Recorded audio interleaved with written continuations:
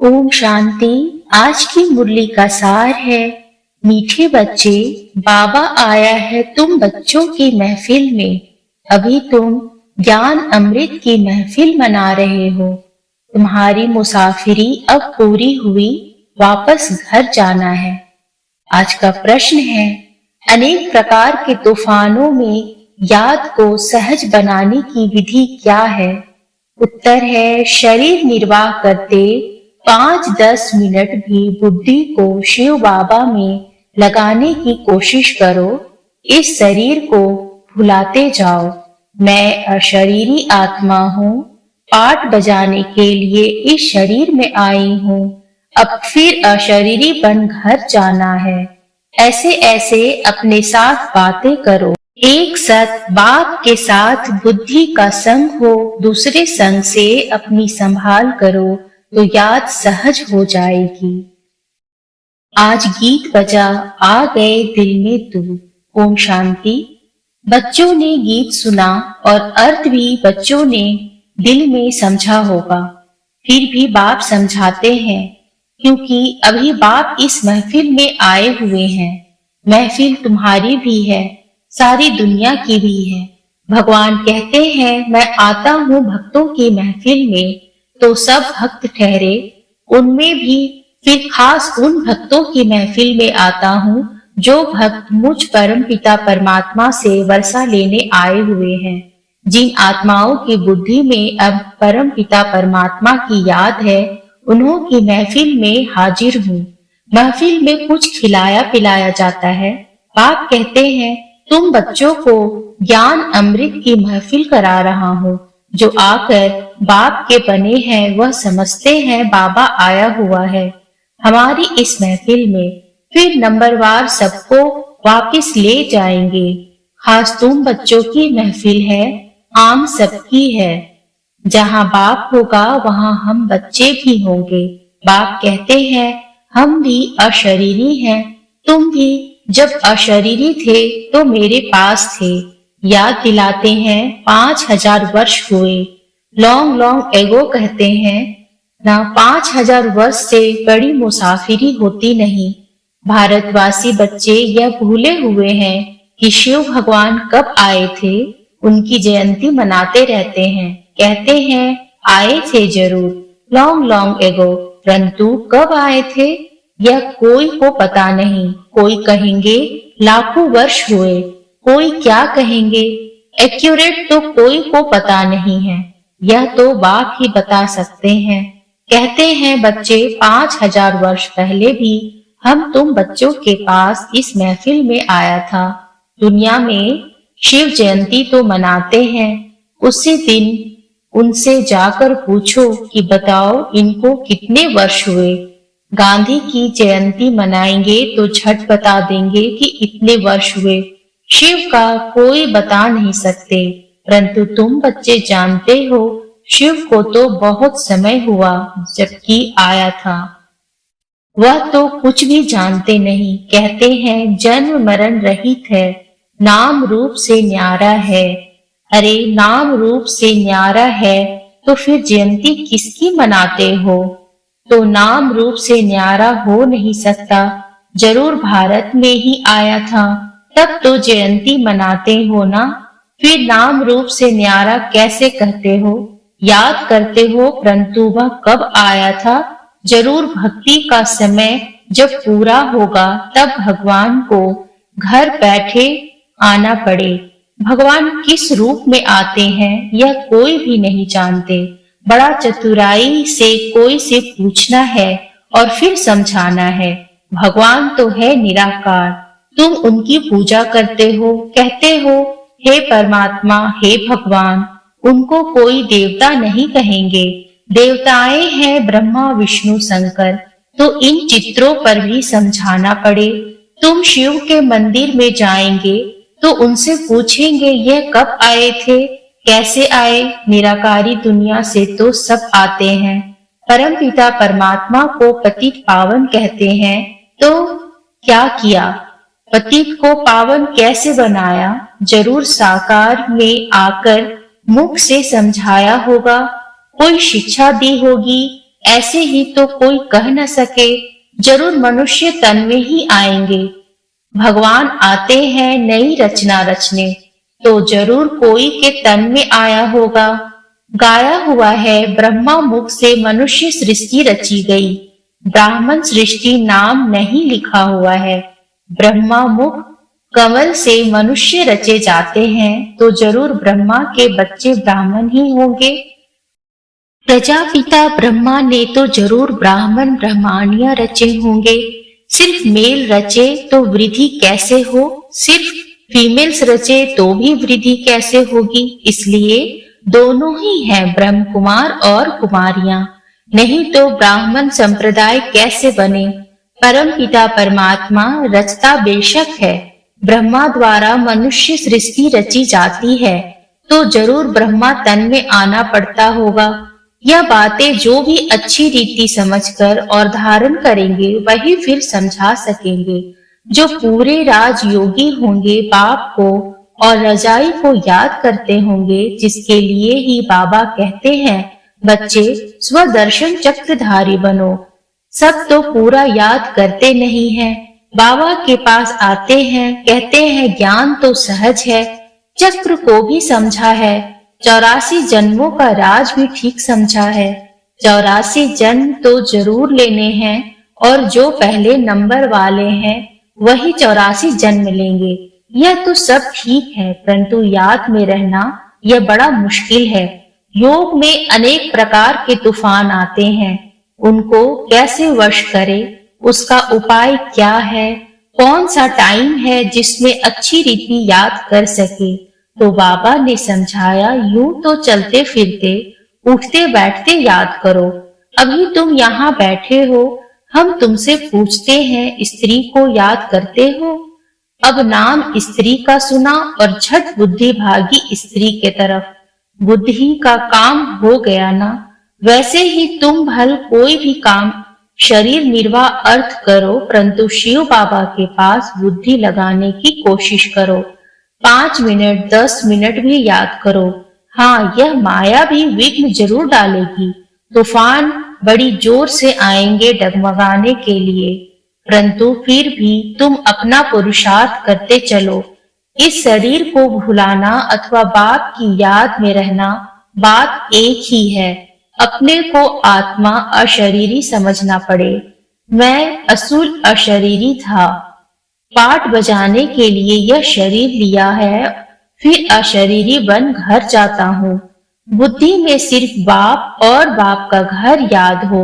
बाप का घर वही है जहाँ अब जाना है।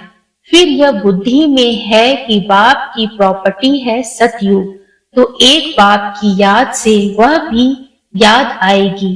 भक्ति मार्ग अथवा ज्ञान मार्ग में बुद्धि तो और तरफ जाती है। कन्या की सगाई हो जाती है तो फिर 1-2 की याद रहती है। भक्ति में कोई बैठेंगे तो भी माया विघ्न डालती है। बुद्धि धंधे आदि तरफ चली जाएगी। माया की दुश्मनी है ना। भक्त देवताओं को याद करेंगे तो बुद्धि और तरफ भाग जाएगी। माया बुद्धि को ठिकाने लगने नहीं देती है। ऑफिस में जाते हो तो भी उसी कार्य में बुद्धि रहती है। इम्तिहान पास किया है तब यह काम करना होता है, उसमें बुद्धि लग जाती है। अव्यक्त चीज में बुद्धि लगाने में माया हैरान करती है। भक्तों को भी बड़ी मुश्किल से साक्षात्कार होता है। जब बहुत तीव्र भक्ति करते हैं तब बाप खुश होते हैं। अभी तो भक्ति की बात ही नहीं, अभी तो है नॉलेज। वास्तव में भक्ति भी करनी चाहिए एक ही। अव्यभिचारी भक्ति हो तो साक्षात्कार भी हो। आजकल तो व्यभिचारी बन गए हैं, सबको याद करते रहते हैं, तो बाबा साक्षात्कार भी नहीं कराते हैं। एक में पूरा निश्चय हो तो बाबा साक्षात्कार भी कराए। तो बाप समझाते हैं मुझ एक को याद करो, मुख से कुछ भी कहना नहीं है। तुम स्त्री को याद करते हो तो कुछ मुख से कहना पड़ता है क्या? ख्याल आया और बुद्धि भाग जाती है। यह बेहद का बाप तो सदा सुख देने वाला है। तो अब तुम्हारी सगाई कराते हैं उस परम पिता परमात्मा से, तो उसको याद करने का प्रयत्न करो। माया तो तूफान लाएगी, सारी दुनिया दुश्मन बनेगी, परंतु बाप को नहीं भूलना। जितना बाप को याद करेंगे उतना विक्रम विनाश होंगे। ऐसे तो बहुत मनुष्य होते हैं जो सारा दिन भगवान का नाम भी नहीं लेते। बहुत खराब संग होता है, इसलिए गाया जाता है, संग तारे कुसंग बोरे। सत्य परम पिता परमात्मा का संग ही पतित से पावन बनाएगा। अभी तो सारी दुनिया पतित है, उनको संग चाहिए पतित पावन का, तो जरूर उनको यहाँ साकार में आना पड़ेगा। सत्य है ही एक, सत्य की महफिल में तुम बैठे हो। जानते हो, हम आत्माओं का संग अब परम पिता परमात्मा के साथ है। बाप कहते हैं, मेरी याद से ही तुम्हारे विक्रम विनाश होंगे। अच्छा संग होगा तो मुरली सुनेंगे। बुद्धि योग एक बाप के साथ लगा रहेगा तो ऐसा संग तारेगा, अर्थात पावन बनाएगा। पावन बनने बिगर उनके पास कोई जा नहीं सकते। बाप खुद ही सिखलाते हैं, मेरे साथ कैसे योग लगाओ। पढ़ाने लिए खुद आकर सम्मुख होते हैं। बुद्धि का योग और संग तोड़ एक संग जोड़ना है, तब विक्रम विनाश होंगे और कोई उपाय है नहीं। पावन दुनिया है स्वर्ग, वहां के सुख अपार हैं। ऐसे नहीं, वहां भी दुख है, दैत्य हैं। वहां तो दुख का नाम निशान नहीं रहता, सो भी 21 जन्मों के लिए। बाप तो यहाँ आकर पढ़ाते हैं। भगवानुवाच, हम तुमको राजाओं का राजा बनाने सहज राजयोग सिखाता हूँ। मनुष्यों की बुद्धि में तो श्री कृष्ण का ही चित्र आ जाता है। तुम्हारी बुद्धि में है कि हमको पढ़ाने वाला शिव बाबा है, जो ही ज्ञान का सागर है। वही तुम बच्चों को नॉलेज दे रहा है। यह है स्वदर्शन चक्रधारी त्रिकालदर्शी बनना। त्रिकालदर्शी माना तीनों कालों को जानना, सृष्टि के आदि मध्य अंत को और तीनों लोकों को जानना। मूल वतन, सूक्ष्म वतन, स्थूल वतन को भी तुम जानते हो। तुम्हारे में भी नंबरवार पुरुषार्थ अनुसार जानते हैं। बाकी इसमें तकलीफ कोई नहीं। शरीर निर्वाह भी करना है। ऐसे नहीं कहा जाता कि कन्या को भी शरीर निर्वाह अर्थ माथा मारना है। कन्या को पति के पास रहना है, शरीर निर्वाह पति को करना है। कन्या को भी अपने पैरों पर खड़ा रहना है।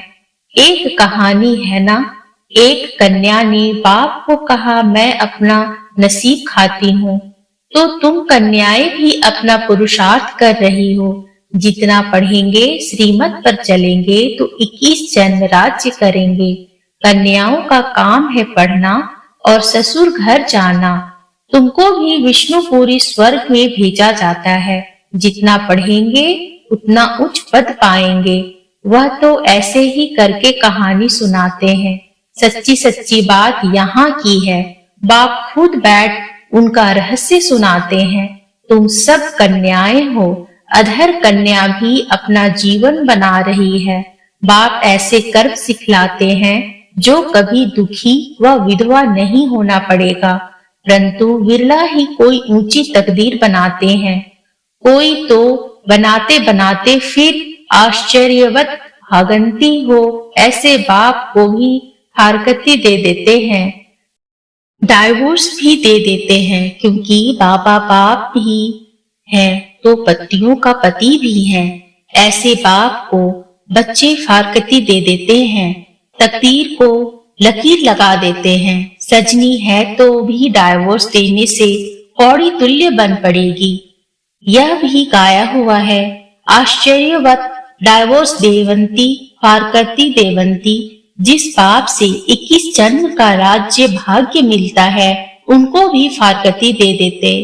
कोई तो आकर बाप का बनेंगे, कोई फिर महामूर्ख भी बनेंगे, जो फारकती भी देंगे, डाइवोर्स भी देंगे। चलन से ही मालूम पड़ जाता है। विकार में जाते रहते फिर छिप छिप कर बैठ जाते, फिर लिख भेजते कि बाबा भूल हो गई, क्षमा करो। अब 100 गुना दंड तो चढ़ गया, वह कैसे कैंसिल हो सकता।